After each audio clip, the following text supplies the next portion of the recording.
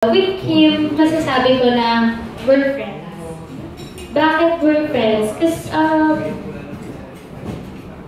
okay na okay kami. Hindi lang like before na lumalabas kami. Pero masasabi ko na we're friends. Kay Gerald,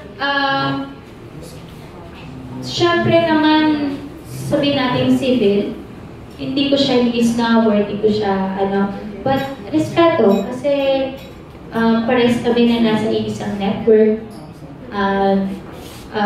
Syempre, parehas kami na parang may magandang yung past relationships, di ba? May maganda naman yung pinagsamahan namin.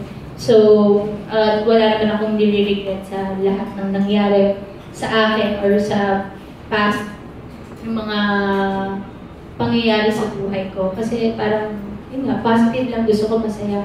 And now, nakikita ko na he's happy, di ba? So, bakit hindi tayo maging happy for everyone?